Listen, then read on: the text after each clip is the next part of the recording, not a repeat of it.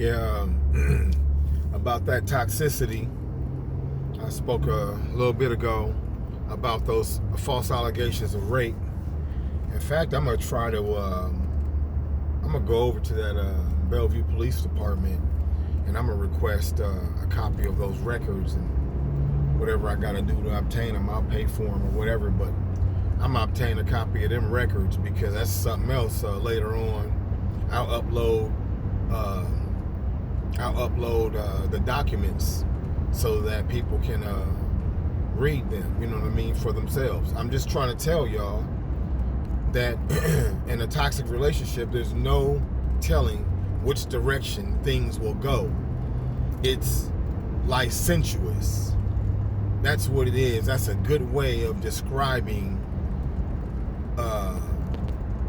like a definition of an active toxic relationship. It's licentious. Licentious means like unrestrained immoral behavior. Unrestrained immoral behavior.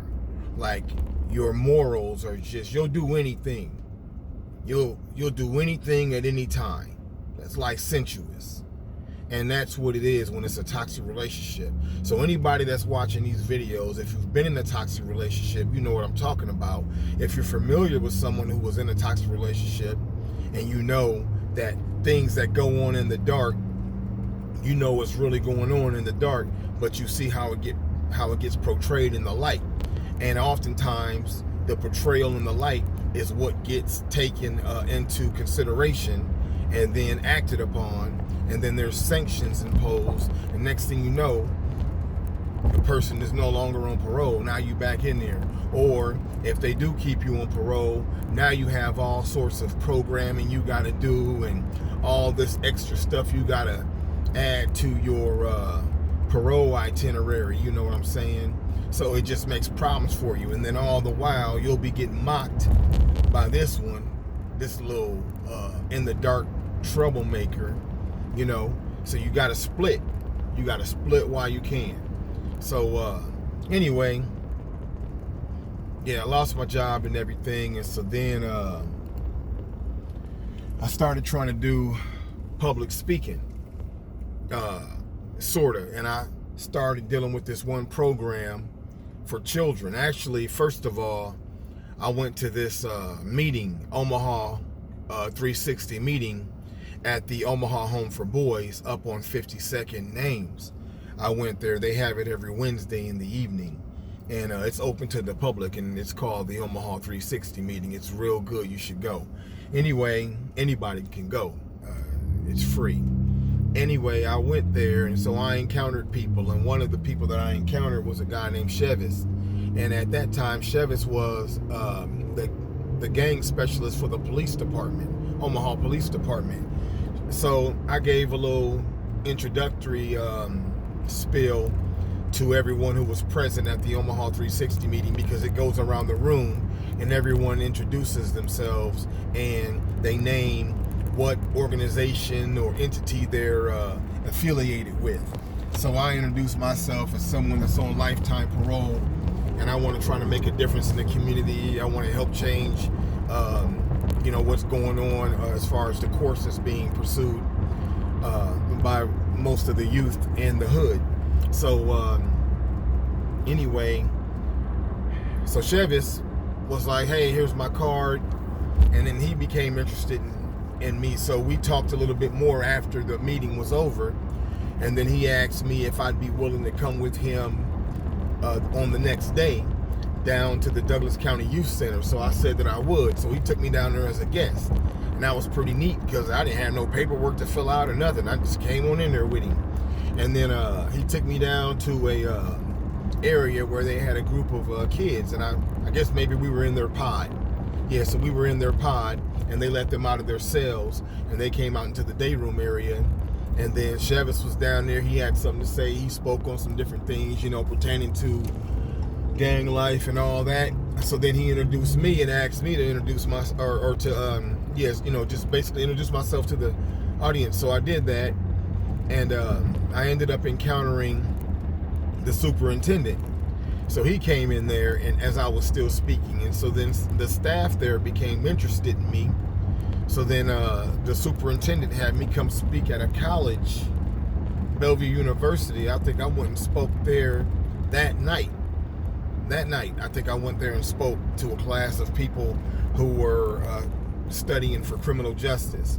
And the superintendent is also a criminal justice professor, so he teaches it. So anyhow, I do all that, and things start going pretty well. I start working for this other youth program, and I wasn't getting paid very well. Things didn't work out with that youth program or whatever. And so I ended up getting contacted by the superintendent from the Douglas County Youth Center, and he asked me to come back down there and speak at the youth center, and to speak to this group. It's a program that started by this billionaire, and the program is called Partnership for Kids. It's a real good program. It's a very, very good program. You should look into it. It's very, very good. It's for inner city, urban type children who don't have all the benefits and options and opportunities, available.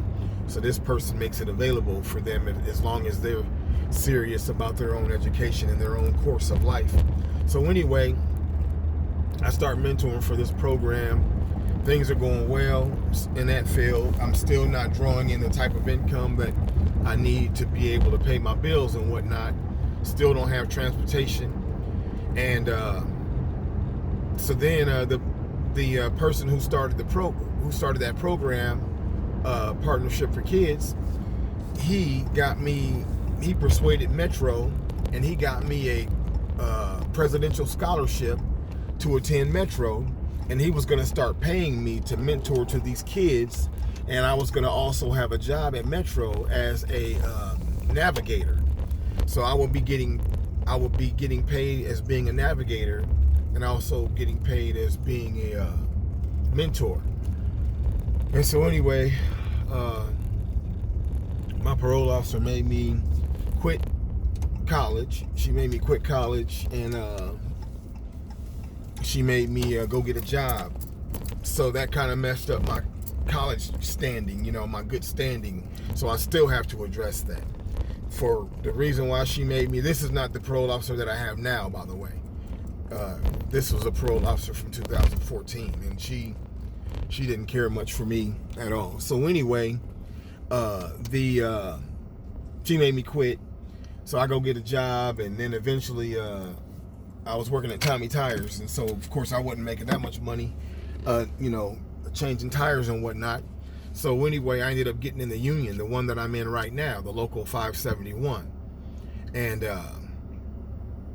I started doing well with that. But at some point, just before I got in the local 571, I had gotten a dirty UA for marijuana, and that was in February of 2015. And so I was told I had to go do this program. I was told to go do this program called SAS, and I didn't get accepted in the SAS program. And the lady who did the interview wasn't honest in her report. I told her that I hoped that I wouldn't have to do SAS, because she explained to me that she's the one who decides who does SAS and who doesn't. And then when I first walked in there, she asked me why I was there, and I told her that my parole officer wants me to do SAS. I said the parole board said I have to do it. And then that's when she said, I'm the one who decides who does SAS or not. She said, you have to be approved. You have to, qualify. So I said, oh, okay. And I told her, I said, well, my parole officer has me doing this, that, and the third already. I said, and she told me she wants me to do SAS. I said, and she also told me that I still have to do all the other things that I'm doing. And so I told her that I felt like I was carrying boxes that were stacked up so tall that I couldn't tell where my next step was going to land.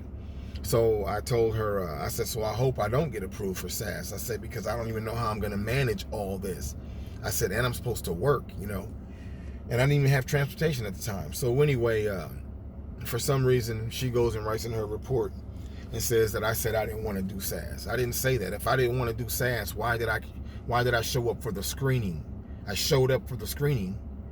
I said I told her in that interview, I said the parole board said I have to do SAS or there will be consequences.